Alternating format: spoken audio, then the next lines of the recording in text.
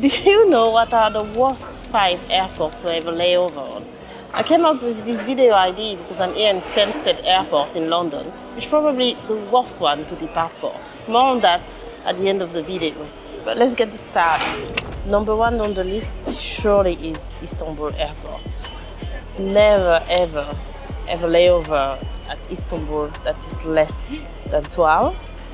Because the issue is, despite being a very beautiful airport, very huge, you have to go through immigration from every destination you're coming from or you're going to. So you have to pass through security, pick up your luggage, go through immigration gate again. And the line is massive because they are very, very, very difficult at the immigration gate. I had some issue quite some time because they're like, "You black, why do you have a Belgian passport?" That's another story. So I've been detained by the Istanbul airport police just because my passport didn't match to my nationality. So if you have a flight that is less than a couple of hours in Istanbul, I wouldn't recommend it. Pick a long layover of 3 or 4 hours. Because also what you need to be careful with is that sometimes you are in the wrong Istanbul airport. There's one on the Asian side and one in the European side. So make sure that it's the same airport you are connecting to and from.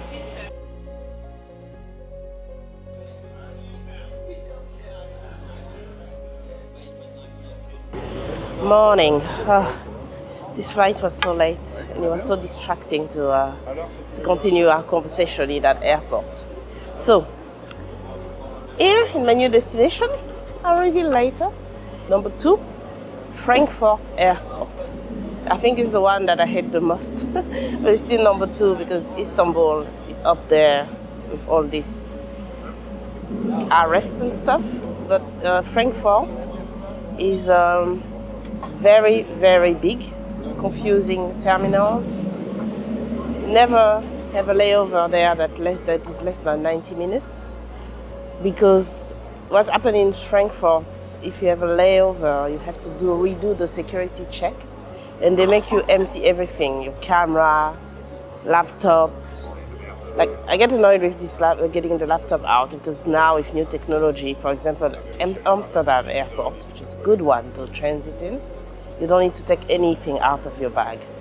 So I can't believe that in 2024 you still have to go through this type of security. And twice as well. They already check you at your port of entry. So it's transit time, they check you out again, and the line is huge. And also, German airlines are very, very strict with their hand luggage policies. So sometimes you'll be there with your hand luggage, your luggage has already been checked through to your final destination, but at the gate they still ask you to check in your hand luggage. So be very careful with German airlines. Don't look at them in the eyes. You can get away with it. Yeah. So Frankfurt is another one that is like out of my list. So yeah, we made it to Marseille. We are here for my friend bachelorette party. So we'll be doing a few activities and stuff. But I have a morning to myself to talk to you. Well, number 3, staying in the French theme, we are in France. Number 3 is Paris. Charles de Gaulle is one of the worst ones. It's huge, long immigration line, double time security check, strikes. So if you have less than a couple of hours transit there, I wouldn't recommend it because you're guaranteed to be missing your flight. Marseille, well, very good airport, small, easy.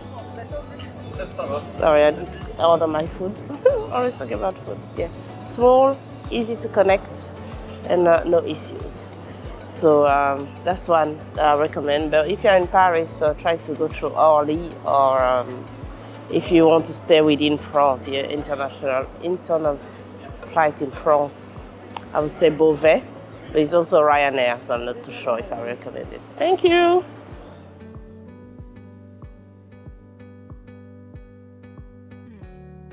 Had a delicious croissant there, like one in France, one in Rome. You have to try the croissant. So Number 4 is Manila Airport. This is a nightmare. When you go to the Philippines, a lot of people actually think that the only airport to go through is Manila. It's not. For layover, it's a nightmare. If you're actually thinking of going through the islands, I would strongly recommend to go to Cebu Airport, because Manila, when you land from an international flight, you then have to take a shuttle to the domestic terminal, which is not in the same area. You have to take a shuttle to the domestic terminal. It's quite confusing. You have to take a bus, and not considering that you have to go through security all over again and passport check as well.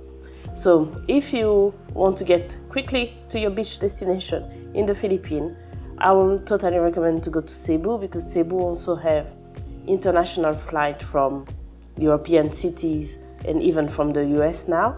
So it's very well connected hub. I love that airport. It's very nice and very easy to navigate through. So at all cost, please avoid Manila Airport if you ever transferring, if you are doing a layover and you are transiting through to your Philippines destination.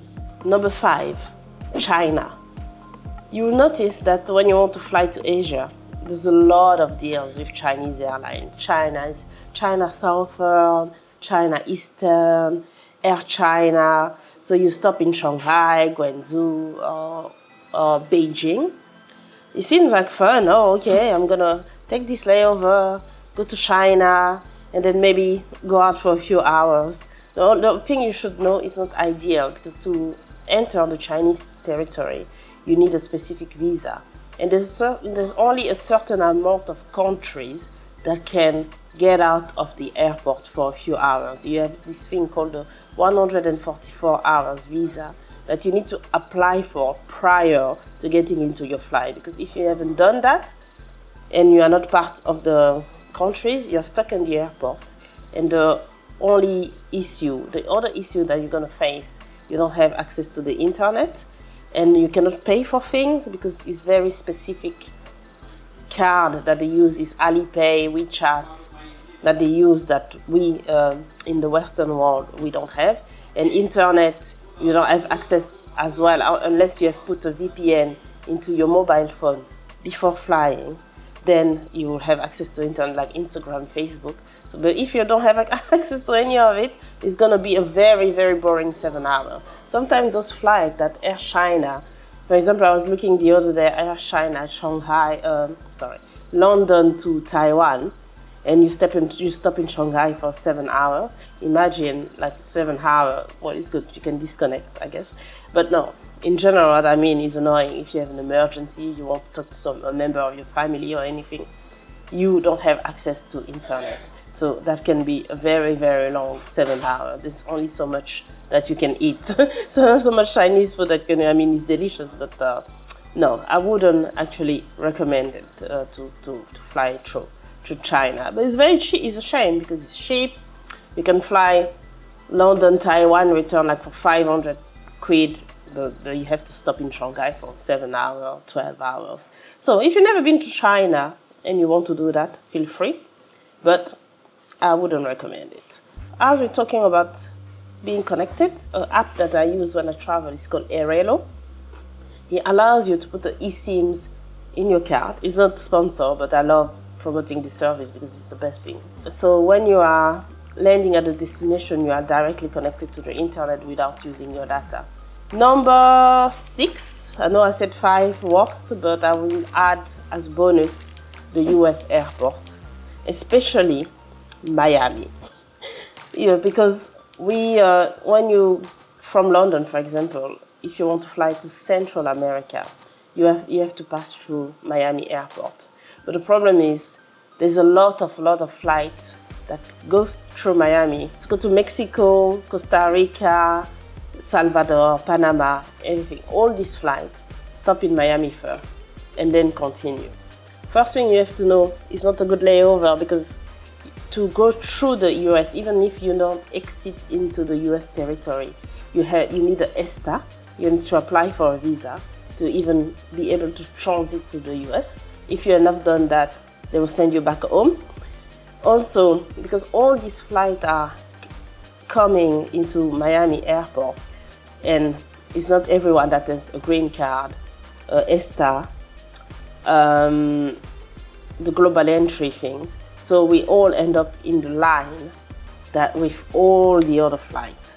And the immigration officer needs to check where you're going, if you're there in transit or if you're going to the country. And they ask very, very thorough questions. So the process is very long. You can end up in the line for 2-3 hours. So if you have a short layover in Miami, you're screwed. So I wouldn't recommend that. Take a direct flight. It doesn't worth like the 100 or 200 pounds you're saving, because you're gonna have to buy another flight if you miss that one. So that one, and Chicago is an infamous one as well, to not stop through. It's huge, complicated, immigration officer sometimes on strike, and the weather, due to the weather, they can't sell flight all the time. So that's not another one. That's not one that I wouldn't recommend either. Neither JFK in New York. It's also a nightmare. I don't know why this airport is not automated. Even when you have a visa, you have to go, even if you have electronic visa, you still have to go through the line. So no, go to the one in New Jersey. It's probably better organized than JFK. Even when you go to New York, try your best to land in New Jersey, not in JFK, because you can stay there for hours and hours. And Stansted Airport, what is my problem with this airport? It's just always a mess. First of all, you have to take a train that apparently is not leaving from London. So make sure that when you go to Stansted Airport, you always get a ticket, because what they do, they're waiting for you there.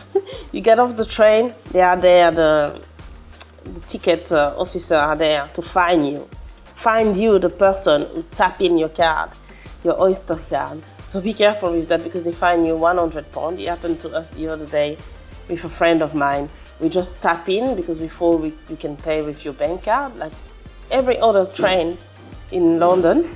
You just go in the gate, tap in your bank card, and you paid for your fare because you're still paying for it. The Stansted Airport, they want you to have a specific ticket for that airport. Ratna, what do you think of Stansted Airport so far? Good experience? Terrible. Don't ever fly Stansted. So they're not even allowing you to take the escalator. Then security line is a mess. Nobody walks there. I don't know where they are. No, and then you have to walk on the way, and then it's ugly, and there's just nothing there. It's full of chavs and no. So that's the worst airport to depart from. So this is why I don't advise, if you are in London, to come, or actually to arrive and exit is quite quick, but to leave from there, no. I had no choice, because it was the cheapest way for me to come here to Marseille to see my friend, because it was like a last minute trip. And I couldn't, British Airways was like £500 to come to Marseille, and no, I'm not paying that. So unfortunately, I had to put my tail in my ass and and take a Ryanair flight. But it was not too bad. Like, Ryanair is quite efficient at the end of the day, and I'm just here for a couple of days, so it doesn't matter. So that's it. These are the 5 worst airports to get a layover from. In the next video, I'll make a next video about the 5 best airports for a layover. So if you want to see it, please subscribe. And don't hesitate to put in the comment what is your worst layover experience. So as usual, thanks for watching, and live inspire. See you in the next one. Bye.